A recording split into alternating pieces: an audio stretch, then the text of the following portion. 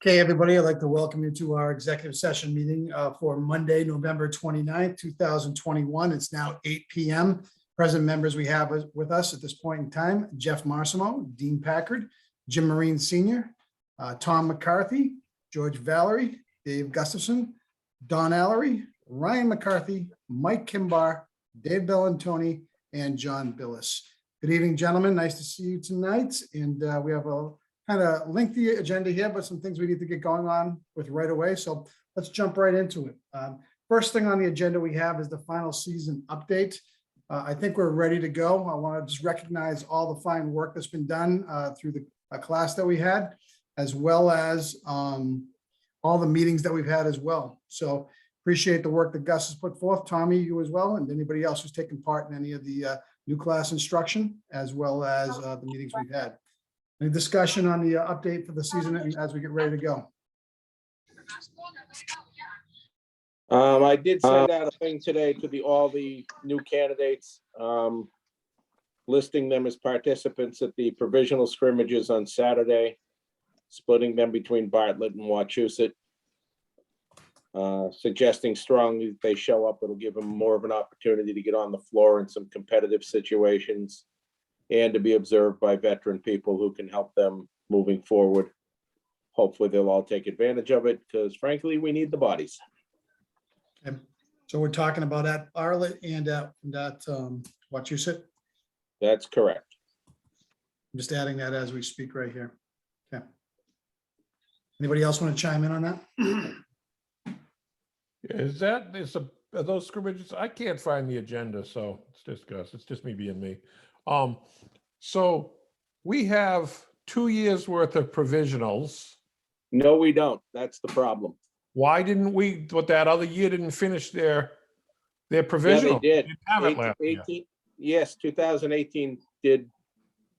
We have them coming back. They've agreed to come back and work, but they don't need to be there. They didn't fulfill their obligations, did they? Yeah, they did.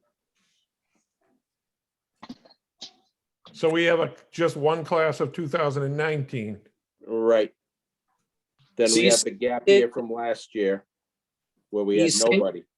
You saying they didn't fulfill it because we Well, didn't have? the thing, we list them as 2018. They actually took the class in the fall of 17.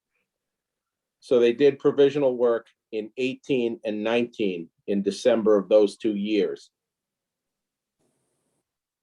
Because we list the class as when they were logged in with IBO, which is after their first season. So they took the class in 17. They were put on the IBO books in 18, in March of 18. So they're Okay. listed as a class of 18 when technically they are the class of 17. Okay, then we have a class of 18, Yep. which And is no- in a class of 19. No, we lost a class somewhere. We usually have 2 classes doing these provisional scrimmages. We only have 1. Didn't you lose a class due to COVID? Right. No, I understand we lost a class, but we didn't do provisional scrimmages last year, No, correct? we didn't. No. So there should have been 2 classes that needed to do provisional scrimmages last year. So that class, there should have been 2 classes that needed to do provisional scrimmages last year. So there should be 2 classes that need to do provisional scrimmages this year. So those people that are eligible to do varsity this year for the first time still really owe us a provisional scrimmage. Right. So what Gus is saying, due to COVID, did not relinquish them from that obligation to do that scrimmage. Okay, well, we don't have a list of those people. Tommy, We're going that's the Saucier class, and they're going anyway. Right. Saucier, Plancone, that whole group, they're going anyway. They're all going. But they wanna be really, they're all going, but they really should be going, you know? Right. So do we know where they're going? Are they listed as going somewhere? Yes, I sent that out today. Tommy, how many do we have going to each facility? 12, 14. For each one? Yep. I know I just accepted an invitation to ref at Bartlett from Jimmy Nato. He needed referees to go there, so For when? provisional for Saturday. So I'm not so sure he understands. NATO's done not, yeah, NATO's shouldn't have anything to do with this. No, he he does shouldn't be not, assigned. but Tony Peranto must have asked him, or told him he has a four-way scrimmage going on. So he sent out an invitation for me and O'Brien and a couple other guys to work. So I'll text him after this, so he knows that it's covered by provisionals. But Yeah, he doesn't need to get anyone. That's Right. covered. Look, well, the confusion is Tony sent something to Jimmy. correct, Right. correct. That's absolutely correct. But Tony also went through us earlier in like October. Right. Because I've Maybe, actually got, somewhere here, I've got Tony's schedule. I can tell you what schools are gonna be there and what time they're playing. Is Tony- You got that, Tommy, Is- you got that from me. Tony Peranto, after I was doing a volleyball game at Bartlett, made sure he had my right email and sent me all of that stuff for the provisionals that I forwarded to Tom. He must have forgot that he already gave it to me for some reason or whatever. I don't know. Well, Have we- let me ask this. Is Tony aware of how many people are coming?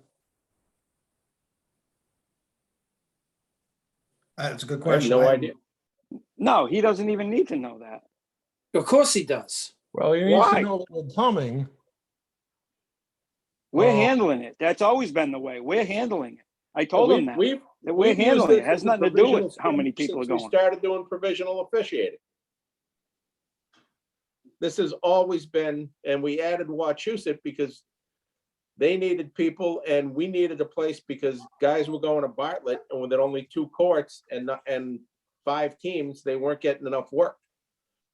All So I'm we- saying is if Tony hasn't received any communication back confirming that we are going to be there and we have He enough he officials gave to, George the schedule and George said, we'll take care of it. okay. Perfect. So regardless, I just sent a message off to Jimmy Nato, so he's aware. I'll let him know that we have plenty of officials going to be at Bartlett. He's not, obviously not asking about Wachusett, Tommy, because you have reign over that. Right. Okay, so at least he's in the know right now. And if anybody has Tony's number, I have Tony's cell phone number. I can just give him a text message letting him know that we have 12 provisionals scheduled to show up for Saturday. Will that work for everybody? Yep. Just to follow up? Okay, perfect. And I will send out another email tomorrow to everyone who's working to remind them to be there on Saturday and where they're going. I'll send the schedule out again. I sent it George. out last week. I'll send it again. George, can you remind your son, because I talked to him today, he's having phone problems. I'll hasn't talk to you been- later on about my son, Jeff. Okay, I just talked to him a little while ago. Okay, what else for final updates for the season? Anything else on anybody's mind? And if people aren't happy, they have to wear masks. Okay, so I'm just gonna make a note here. Honestly, I'm not either. I don't know if I speak for everybody. There's gotta be a way, I don't know. Nothing you can do about it, so. No, let's no, there move on. isn't. It's at the local control too, so some schools may say you don't have to. I don't know where prep schools stand. They're not under the guidance of the MIAA, but I do know that, high schools under the jurisdiction of the Department of Education have to adhere to the guidance in some capacity. It is local control too. So, I mean, if the locals if they have their vaccinations, I don't know if anything's happened there yet. Have you heard anything on that, Tommy? I do know that both Algonquin and Westboro in my league have applied for the DESI waiver of the mask mandate because they're both over 90% vaxxed, faculty, staff, kids. Whether or not they've gotten the waiver, I don't know. The only school I've heard of so far in the state that has gotten a waiver on that is Hopkinton. Yeah, but I think Dean's question was about vaccines. And I'm not so sure how that information is going to be made relevant to people because. No- people keep no that one- close. no one in my league has contacted me and said that officials are gonna have to show proof of vaccine or otherwise. But, well, Dean, you'd know this. If a parent comes into your building for a meeting, do they have to show proof of vaccine? They do not. We don't let parents in unless it's extenuating circumstances. Right, That's but it. if If they do come in, extenuating- we're not asking. Okay, We're not asking because we're not going to get it. right, so that's probably the case across the board. They're not gonna ask you. Correct. Have any of the schools talked about attendance at the games, like a limit or? No limit. I know I saw video of state tournament volleyball games in packed gyms. Everyone in masks. And a question was brought to me by a guy that does both college and high school. He had done a college game locally at WPI. No masks on anyone. And that was the day before the mandate came out that we're wearing masks. And his question was, can COVID really tell the difference between a college player and a high school player? That a high school player has to wear a mask, but a college player doesn't. And it's a wise guy question, but it also has a certain point to it. Yep, you're right. But if everybody's not on the same page, we can't control that. Yeah, from the high school level, it's a whole different animal. Yep. Sadly, it's just it's the Unfortunately, if they tell you to wear a mask, you wear a mask. Sure. You know, I mean, your choice is you wear the mask or you don't do the games. You know, so And know, they're- those that want to work, you know, You wear the mask, you don't get in the building. Simple as that. right, right. You know, I haven't practiced running with a mask on yet, so I think that's going to be the challenge for some people. Well, I think you're gonna see more people using the electronic whistle because I've tried it with the mask and it's a pain in the rear end. I'm gonna make it work. I can't do the electronic whistle again. I had no problem with the electronic whistle. My only beef with that, it's not loud enough. Mhm. And if there's a packed gym, then you have That's to use the other whistle. the noise level is a problem. The inadvertent whistles were a problem. Guys would be running down the court with the thing in their hand and it would go off. Just because if you brushed against the button enough, it went off. It was a nightmare and nobody wants any part of it going forward. Dean, as far as running with a mask, my recommendation would be to get one that's made by an athletic apparel manufacturer such as Under Armour. They're built for athletes, for runners. They're very easy to run in. I wore it all last year. It's That's it's good better advice. than the- It's better than the I bought paper the, ones I bought the Fox 40 one. They had a new one that came out this year that has a hook on the inside. And I only used it once, but if you have to use a mask, I thought it worked really well. I wish I didn't have to wear the mask, but if you have to wear one, again, that one through Fox 40 is pretty good. It's expensive though. I think it was like $35, but Is there enough room for the whistle inside the mask? Because generally when that's in your mouth, that's protruding out. it really felt just like I had a whistle in my mouth, you know, with a lanyard on it. Essentially think of the mask as the lanyard. And it hooks right on the inside. It wasn't that bad. It's got a little and it- plastic hook in it. The one I got Yep. came with a whistle too. Had the whistle already attached. You got the deluxe version then. Yeah, that was I got a pretty- 65. I got a pretty face I need to protect. Fair enough, guys. And Okay. Dean, I got one more thing. I was Go ahead. on, I do some stuff in the Tri-Valley as well. And I just had a meeting with Joe Bird, who's the assigner down there. And that he said that he was told that the officials will not be policing the masks on the court. That'll be up to the coaches and the ADs. So if a kid keeps pulling the mask down, he said that's up to the AD and the coach to make sure they put it back up. Do we have any truth to that in regards, anybody else hear anything on that, on that? I have not, but I can send out an email to my ADs tomorrow and ask about it. You know, we don't want to be the mask police any more than we want to be the uniform police. But my question would be, what's the upshot for the kid that doesn't wear a mask or pulls it down under his chin? If we don't have any say over it, does he or she just keep playing and the AD or the coach says something, hey, pull your mask up, and the kid goes, I don't think so. Then do they pull the kid? We have absolutely no jurisdiction on this. I would ask for clarification on that from somebody from above. Because my thought is, if we're gonna be miserable, everyone's gonna be miserable. I mean, Yeah, it's not gonna be easy. I'm gonna put a question mark next to that. And I'll just write more to come. and we saw a kid last week in the scrimmages. We had the new people doing, a younger kid had a mask on, but it was under his chin like a chin strap. And my thought was, that kid's gonna walk out of here and his mother's gonna say, did you wear the mask? And he's gonna say, yes, Mom, I did. Yeah, on my chin. Well, she's not gonna ask where he wore it, just, did you wear it? I know. Yes, I did. Sadly.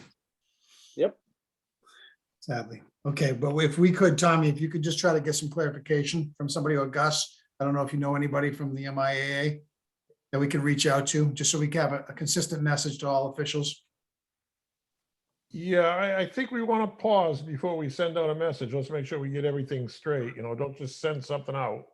Okay, No, that's why I was gonna check with my ADs, see what their expectations were. Right. Yeah, definitely check on it. It was just, he had brought it up and I just thought it was kind of curious, considering that they're making the players wear masks, but we're not policing them. I guess because there's really no rule written down. So, but that's what they said. So yeah, if you don't mind, Tom or Gus checking it out. We can do that. perfect. All right, anything else under the final update for questions about starting the season? Recommend we move to the next topic. You got it. Additional virtual mechanics meeting discussion. Gus, we talked about this.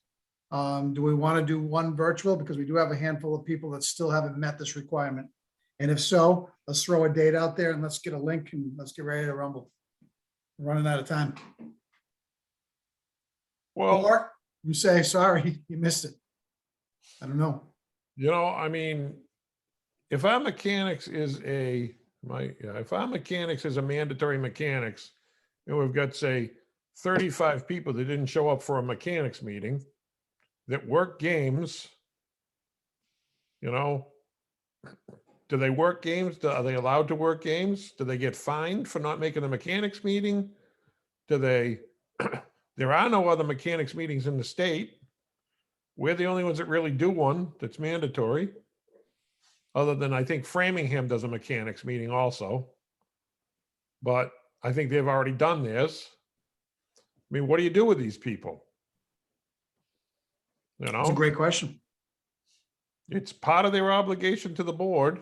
It's a Part of mandatory- their obligation, I would think, then it's no more different than paying your dues on time, then they're subject to a fine. Do we have verbiage that covers that in our bylaws? Just says the mechanics meeting is mandatory, and there's other verbiage covering the missing of mandatory meetings. And the two mandatory ones are the interpretation and the mechanics. And as Gus said, the issue with the mechanics meeting is nobody else does them. Right. But us. We're kind of a standalone on that. Framingham does something, but I'm not sure it's mandatory, but No. everyone else just sort of incorporates mechanics into their general meetings. Whereas if you miss the interpretation meeting, you can make the one at Framingham or Fitchburg or Milford or wherever. They're out there and the state provides a list of them. And, we've had people go up to Lowell and, some golf course in Andover where they hold their meetings. And Well, the issue, I don't think, is who has them and who doesn't have them.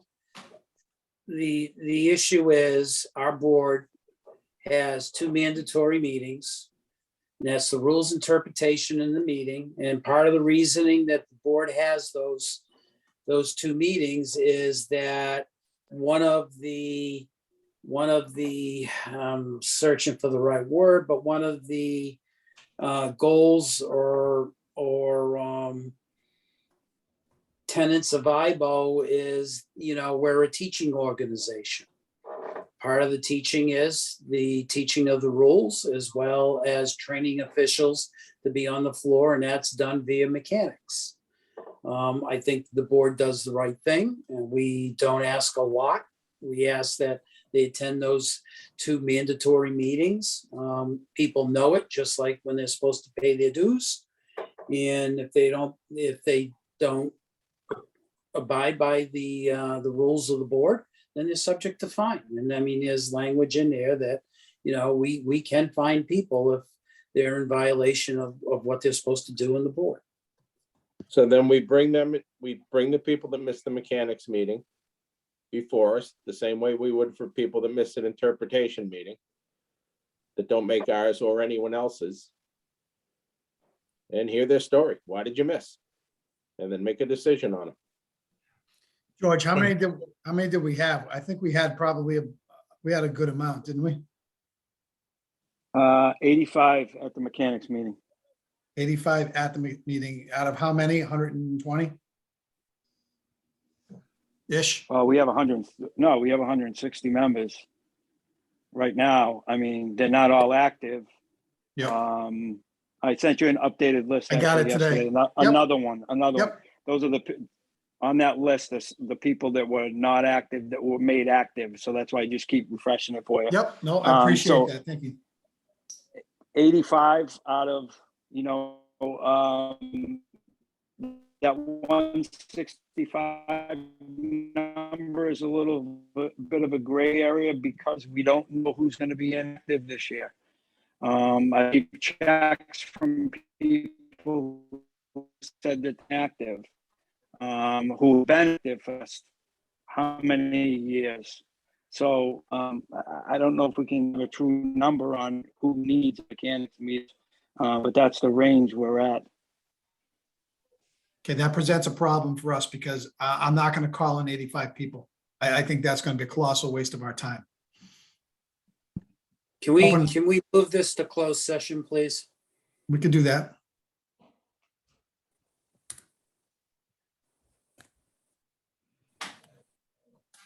Okay. All right, let's- Sorry let's- about that, Dean. I must have just lost my Wi-Fi. I just missed Yeah, after no I worries. finished talking. I don't know what happened after that. While we're on meetings, we're going to go over the interpretation as well. We can. Is everyone done with this, with the mechanics part? Yeah, we're going to actually table that and go into executive session to discuss more. Okay, I'll wait for that as well. All right, we can move on to the banquet date revision. It's actually the social date. It's actually the social date. Social, you're right. We're gonna push it a week. 2, The following, we had it as originally for January 30th. It has to go to February 6th. Because with the NFL expanding to 17 games, January 30th is now Conference Championship Sunday. And attendance would be miserable. Can we just do that as an executive board? We don't need a vote, we don't need a motion, we don't need anything, do we? Nope, we set the dates for meetings, so Okay, we just have to have Vice President Bellantoni contact the Knights of Columbus and push it back a week and off we go. I will call him tomorrow. thank you, Dave. Okay, And then just send out word, once he's confirmed it with the Knights, then we can send out word that there's a date change. What do we do if the Knights is booked that night? Punt. Yep, Jeff, have you seen the Knights? You've been there, right? Have I? Yeah, they're not gonna Oh, be yeah. booked. I'm not worried about it. On a Sunday in February? All right. all right, moving on up. Okay. The final candidate class update. Gus, any words? Gus and Tommy together, I know you guys pulled this thing to the finish line. I'm trying to get to a plug here if I can plug the damn thing in. Yep. Okay, I've changed locations. So with Tommy's help, and thank you very much, Tommy, it was a huge help this year. Tommy was able to get these people to get through classes. The class itself went fine. The floor training has gone well from what I understand. There's been a few that have been to all of them. There's been a few that haven't been to any. We have the one kid that's playing college basketball. He's called me 4 or 5 times concerned about things. He just can't get there because of practice. He will be there for the floor test. He's an athlete. He'll do fine, I would say. But Tommy can probably fill you in on how more the training's going and stuff, because I have not been able to. Thanks to Chris Bafuto, we got into the McLean Training Center in Worcester. We're able to have them officiate some youth scrimmages, which was good, and most everyone showed up from the executive committee to help them out and give them pointers and work on positioning. We were able to get them in about a half hour before every session, and at the last session, we actually did a pregame so they could see what that was about, and just stress to them that, you're probably going to be working with guys at the lower levels who want nothing to do with the pregame. Just kind of force the issue and say, look, I want to go over a few things. I'm new. And hopefully most people will comply and help them out. One thing I talked to a few people on the executive committee who have not been through the floor test before as a member of the executive committee. On Wednesday night, our sole job is to observe and decide whether or not these people can officiate and can become members of the board. At no time do we go up to them and say, you want to move over here, you want to make sure your hand's up straight. The instructions are done. This is a floor test. They are fortunately or unfortunately, they're on their own, but the time for critiquing and evaluating is past. And it will resume again on Saturday for them if they choose to go to Bartlett or Wachusett. But for Wednesday night, it's them against the world. So I will be talking to some of them on Wednesdays about certain things. Because I'm not involved in the selection of people. Right, but for the rest of us, Yeah, it's it's an evaluation process. exactly the word I was groping for. And we also have to go in understanding that these people been on the floor 3 or 4 times. And they're brand new people, so we can't go in expecting them to be going to light the world on fire and going to go work the Lemons to Fitchburg game next week, which is probably not going to be a very good game anyway. But these people are going to be working lower level ball, and we need bodies. So let's just be aware of what we've done in the past. So. Perfect. Thank you, guys. We appreciate all your efforts with that, and look forward to getting those names out to assigners as well once we can compile that list. Okay, I do have people looking for those individuals. Obviously, Yes, we are. Yep, there's a shortage, and there are a lot of games that have to be filled. Okay, moving on to the next review of the 75 question test format for the next upcoming meeting that we have. Gus and I talked briefly about this, but it's better to throw it out in front of everybody right now. It's my position, and I want to hear from others, that I want this to be more of a training session, not a session that says I gotcha, or that we have to worry about who's looking over on whose paper. I can, if you want, I can send out a form to the body of the membership and ask which questions were the most difficult questions for them to answer. And then kind of we can lead that night on that type of forum. But again, 75 questions it'll take us a while to get through all of them. I don't think that we have to do them all. Thoughts, please. I think if we try and get through 75 questions, we're going to lose people 20 minutes in. Yep. I'm so radical with my thought processes with this, and I almost want to give them the answers ahead of time. so they can at least read the questions and get the correct answer and learn from this. It's, I've gone through the years when, you're relying on others to be able to provide guidance. That's great and everything like that, but we're a teaching board. We said that earlier through Don, and you're absolutely correct. So sometimes getting to the end has to be a creative means to do so. So let me know what you think.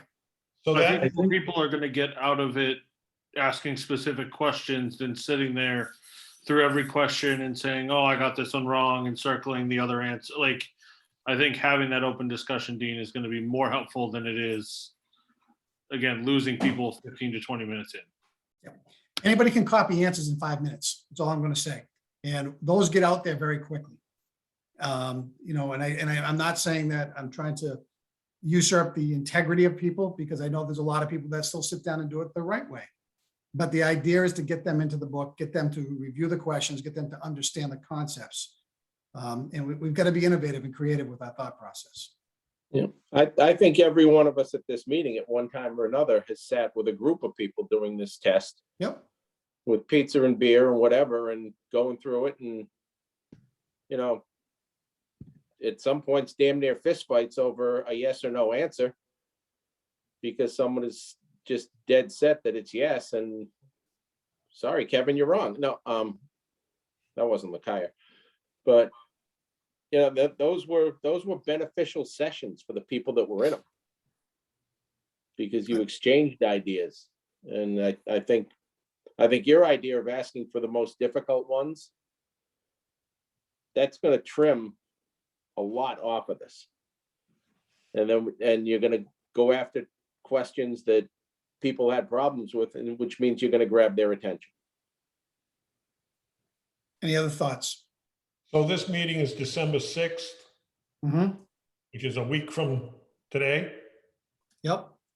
Okay, so my suggestion is, if you're gonna send out that email, let's see what the response is for questions of which ones people are concerned about. I had people coming up to me at the last meeting asking me about a few questions that we kind of went over right then. Then I would, as you said, Dean, I would recommend that either Sunday or Saturday evening, we send the answer key out to these people and say, for your review, here's the answer key, and that Yeah, way I we'll think, have it, or they'll have it. I think that's a good idea. And the main reason I think it's a good idea is people will sit there thinking they had an answer right, and we won't cover that question. And they won't know that it's wrong. Yep. Guys, it's a very radical step, and I appreciate this type of conversation because it hasn't happened in years. There's been a certain level of expectation, but I would just say that the level of expectation is to get them to understand what's in that book in the context of the questions as much as possible. Will some people still take advantage of the situation? Sure, they will. You have to weigh out how many would do that on their own anyway versus how many wouldn't. And again, if we can lead them to where we want them to be in a different mindset, then I think we win. So I have no problem sending that out on a Sunday night. The people that are gonna do the test are gonna do the test. Correct. Right. People that are gonna do half the test, or at least trying to do half the test. Giving out the answers may actually have a few people add in on Sunday or, whatever, watching the game, pull that test out and say, hey, I got the answers. Let me take a look at some of these and see, it may actually have some other people actually look at it. I personally think given the answers even a couple days ahead of that, to give them plenty of time to come back to us and tell us what questions were the most difficult then. Because if, Right. If we're giving up, if we're going to give those answers, we want them to have time to digest as well. Right. Right, you're right, Danny. You're going to get a response that's going to be along the lines of, I would have bet anything that the answer to that was no, but the key says it's yes. Someone explain to me why it's yes. Yeah. And I know there are guys on this call right now that remember when we mailed the thing in and Billy graded all of them. And if you got more than a certain number wrong, you got it back with a bright red question mark on the top. Almost like a third grade teacher was writing "see me" after class on the top. And he Reading. wanted to know why you got 18 wrong. Right. I remember those days. It also made you get back into the book. Correct. Yes, Yeah, it did. There was also a fine associated to some of them too. Yeah, So I yeah. remember those days too. And by the way, Billy, it wasn't just me that got 18 wrong. It was the other 7 guys sitting in my kitchen that afternoon too. That's a good point. That's why if we give the answers out, you may have 7 guys who have the answer is no, but it's yes. And all 7 of those will ask the question, why is it yes? Leads to a deeper understanding. Thank you for that. So do I have the approval of the executive committee to send out the answers by Friday nights and then send the form out Sunday night and another follow-up correspondence? Okay. And then we'll have those questions, the toughest questions by the meeting time. That'd be fine. Is that okay with That's everybody? good. I Okay. think it's Yep. good. All right. Next up, just George, just very quickly, don't mean to put you on the spot. I just had the treasurer's update. Just anything you want to add? No, I actually have a full report. Do we do that in the executive session or how do you want to do that? I would just say if you have any big nuggets right here that you just want to throw out there that the membership can hear, we do have to be transparent. So no matter what we talk about from the treasury side of things, I don't think that we have anything we're hiding. We're not talking about people. So Okay, Individuals. first and foremost, as far as the PO box, there was a little issue when I was not available that I'm the only person with the PO box key. I addressed that, and Mike Kimbar also has a key to the PO box in case there's an issue that someone can't get to it. So now there's 2 people with the PO box key. Good. As far as an updated report, checking has 17,749 and the savings has 8275 in it.